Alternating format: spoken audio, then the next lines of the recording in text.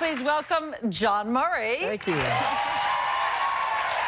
of The Real Housewives of New York and author of the Etiquette book, Class with the Countess Luann de Lesseps. And etiquette expert and author of Let Crazy Be Crazy, Elaine Swan is here. All right, Luann, first, congratulations. 7th season of Housewives of New York. Premieres April 7th. Wow. So you've seen a lot of crazy stuff, a lot of bad manners. What takes the cake for you? What takes the cake is probably the wine throwing that's going on. I mean, never appropriate to throw wine. I don't care what is happening. Exactly. It's a waste. Exactly. You know, we love our wine, so why would we want to throw it? So I thought you guys threw tables and stuff. Why would we want to throw it? I thought you guys threw tables and chairs. No, never. We do a lot of verbal sparring in New York. Okay. Who threw the leg? Oh, That's I forgot about the body part. Yeah. We shouldn't throw those either, Meredith. No, I think She's actually not on the show this season, so we will.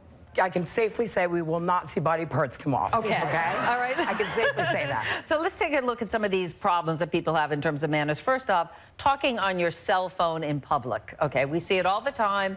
Buses, at restaurants, in elevators, people constantly yakking on their phones. Where do you draw the line, Luann? Let's start with you. You know, for me, I think the worst is when people are on their phone in an elevator. You just can't get away. You are stuck. Whenever you're in some public form of transportation and you're talking loudly on your phone, you're having a conversation, people don't need to hear that. They don't need to hear what's going on in your life, and they don't want to hear it, correct? And they also, you talk, right. You know, that's what texting is for. So, you know, if you're in an elevator and you want to talk to somebody, text them instead. Why do you have to carry on a conversation that people don't want to be a part of? Why are you rolling your eyes, John? Well, I was going to call my mom and tell her I was on the Meredith show right now. You know, 'cause, hey, you know, I'm always on my phone in public. I mean, you know, I travel a lot. It's one thing if you're walking down the street, Right, but well, I travel a lot by myself. So if I'm out to eat by myself and I want to catch up with friends and family, I can sit in a restaurant and talk on the phone, or when I'm grocery shopping or something like that. I think you have to be cognitive of your levels. You got to be conscious that you're not like belting out. But people always are belting out. Well, then they shouldn't talk on their phone. Well, I know, but they do. Well, that's why I called my mother before. I don't agree with that. I don't think you should be talking on your phone in the restaurant, at the table. No, that's an absolute no. Absolute no. No. It's not about the levels. It's not about the levels. Listen, it's about putting others at ease. I pay my phone bill. I can use my phone wherever I choose to use my phone. People are paying for their meal. They want to enjoy their time with the people there and sitting and listening to you. If you got little Jimmy that's running all around the restaurant table, I need to get on the phone and tell somebody about him before I kick him and make him sit down.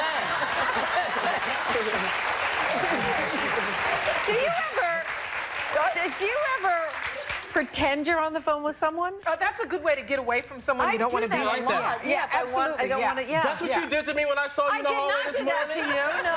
I thought you were talking to Barbara Walters. But then you're very quiet, right? If you're pretending, you're like, really? Right, exactly. So you're not talking that much. And then what you do is use your body language to kind of turn away so that way they really won't interrupt you. The worst is when it actually rings while you're pretending to already be on the phone. All right, let's move on. All right. There's a new documentary out on iTunes later this month. It's called 40 Weeks, and it follows 13 women through pregnancy. And one of the things that drives these women nuts, surprisingly, isn't their husbands. Take a look at this. People always want to talk to it. They want to give it kisses, come down. But I haven't had strangers, which I heard strangers will say, I may drop kick someone, because that's personal space. That might be weird. There's only been one stranger that touched me, and I was like, this is awkward. My friend was so put off by going grocery shopping and having somebody be like, ooh, how far along are you? That she put her hand out and put her hand on the woman's stomach when she did it. And she's like, this is awkward, isn't it? Like, weird. I don't know you.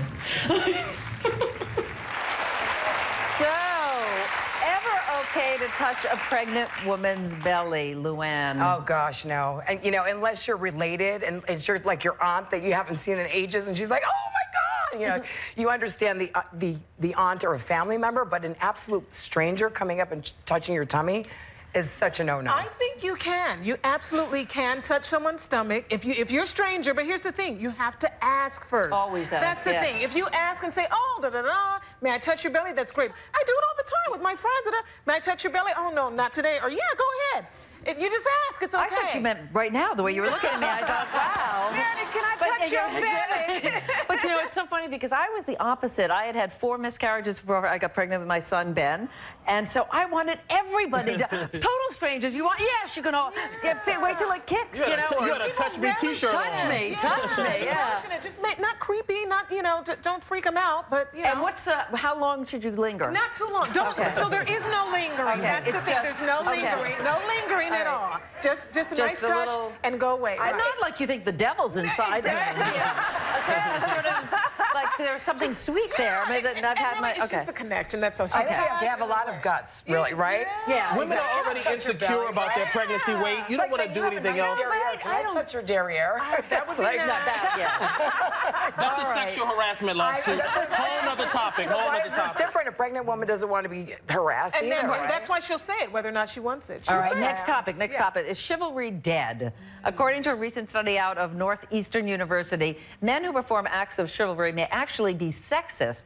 Paying for dinner or offering a woman your jacket can actually be a sign of what's called benevolent sexism and goes against women fighting for equality. Elaine, you shaking your head, I am shaking my head, honey. And they are grumbling. You hear that? Put my jacket on, open my chair, pay for my meal. Treat me nice. You got that right. You gotta feel this here. You gotta feel this here. I'm gonna have a heart attack.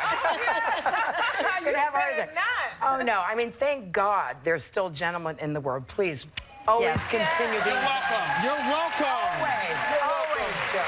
Right? Don't you agree, John? Let me tell you, I was out with my friend Simone last night, and she's one of those women who she will not walk through. She will stand at the door just like this until you open it. She wouldn't get in the Uber until I opened the door. And so I definitely pride myself on being a gentleman. However, I knew there'd be one. there is a but here. Now, if we're on like one of those airport shuttles, and I'm just as tired as you are, unless you're pregnant or a senior citizen, I believe in the women's equality. You can stand so I can sit. You know. John, you are wrong. You are wrong. Let me tell you something. You wouldn't offer a seat to a lady? Right, that would be a great I would offer a seat to that lady that threw that leg on your show because she probably would need to sit. But John, you know what? This is the thing. You could open up the door for a sweet little relationship. You might get to know somebody. I'll open up a door for you, and then I might have a seat, and you stand next to me. We can have the best of both worlds. Okay, do you have a girlfriend? Do you have a girlfriend right now? Huh? Do you have a girl? Yeah. I think that answers it right there. The fifth. You know, I think male or female, you should, you know, offer your seat to somebody who's elderly. Elderly, for sure, pregnant, handicapped. What kills me is that, like, opening the door, you always say the men should open for the women. Nobody opens the damn door anymore. They're fine. Because if Gayle King walked in here right now, I'd jump right up and let her sit right down. So you have to be famous to get a seat, No, huh, you just have to be Gayle King. All right, we're going to take a break. We'll have more of this nutty panel when we come back.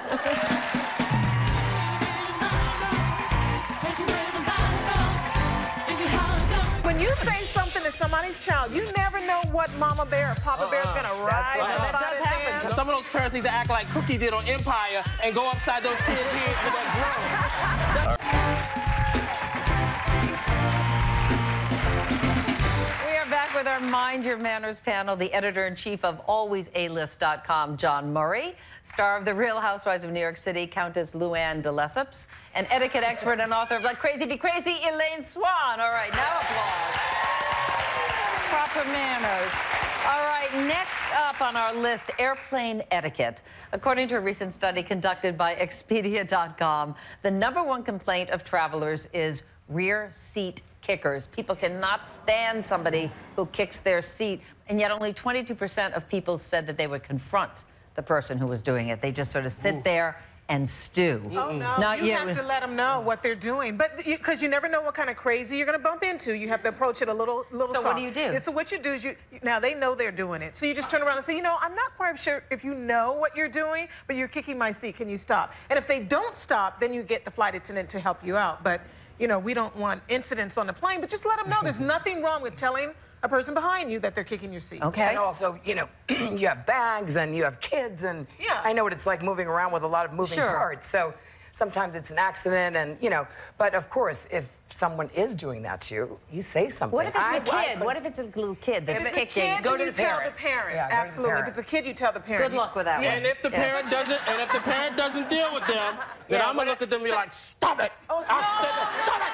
no, you don't do that. Oh, no, yes, you do. Because let me tell you, some of them parents are raising timeout kids. Right. And instead of timeout kids, some of those parents need to act like Cookie did on Empire and go upside those kids' heads with that drum.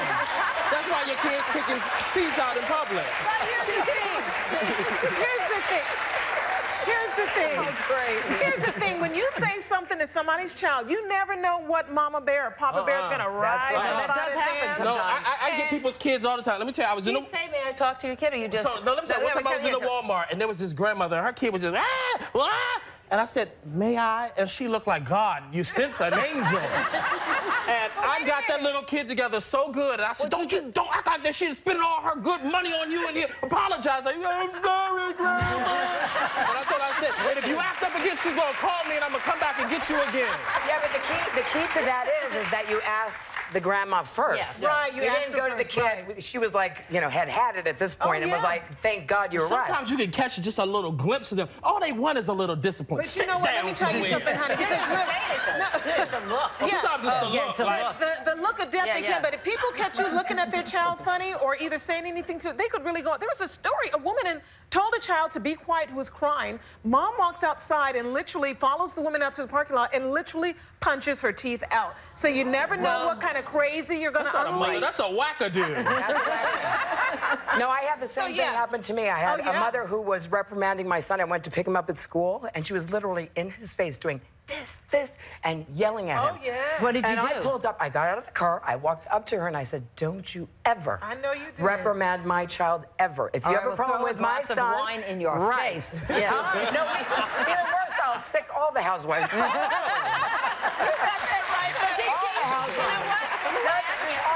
Luann, what happened when you said that to her? Did she back away? She backed away, and she was so embarrassed because she lost it. Yeah. She lost it, and she didn't realize what she was doing, and she, of course, should have, said to me what happened, and, of course, I reprimand my own child. You know, people in control of their children need to... They are the parent. They need to have any timeout kids. You look like you would. Oh no! You look like you would call 1-800. I'ma spank your tail. No, I didn't have to call 1-800. I was very hands-on, and my kids. Yeah. You know what? My kids, if I looked at them sideways, they would go, "Uh-oh, there's that look." They knew. They know the look again. They know were the look. scared. So when you get out in public, you train them at home, and so when you get out in public, they don't act a fool. Exactly. We're talking about airplane etiquette. There is a woman recently who tweeted about a bad experience she had while she was breastfeeding her 5-month-old aboard a United Airlines flight. Apparently, a flight attendant, male flight attendant, felt very uncomfortable, walked by, handed her husband a blanket, and asked him to, quote, help her out in a way that she found was very embarrassing for her. She then called him out, and a lot of the passengers on the plane around her supported her, said he was rude to you. Elaine, what do you think? So he was rude to her because of the way he did it. It's okay for women to breastfeed in public, but when you leave the house, you know to bring whatever you need for little Johnny or little Susie to cover them up. So cover yourself. And I think her thing was the baby was hot. Well, then get a lighter blanket. It's just real simple. It's just being prepared before you leave the house. Or use that light scarf, or wear that blousey top. Exactly. That can cover the baby, you know. It's out of respect for other people's space. Again, it's like the cell phone. You know, you don't want to have these conversations. You don't want to be... Oh, there you go back to the cell phone again. You don't want to be making people feel But if you're on a plane, there's no place to go. Yes, listen. Here's the I mean, you're not going to go in the back of the Listen, ladies, the babies got to eat too. No. Yes. And how else are they going to get their nutrients? There's one thing if a woman is feeding a 17-year-old boy. That's right. That's a whole other experience. Or if her husband is breastfeeding. Get off. Now that's Meredith After Dark. It's a whole other show there, you know. But let the kids eat. I mean, this is what, we're going to ask him about breastfeeding, really. What do you know about breastfeeding? Oh, I've been fed a few breasts in my time. There you go. Okay, up next. How do you tell someone that they smell? We're taking your questions. Oh, When we come I back. smell wonderful, Meredith. We'll be right back. Wash day.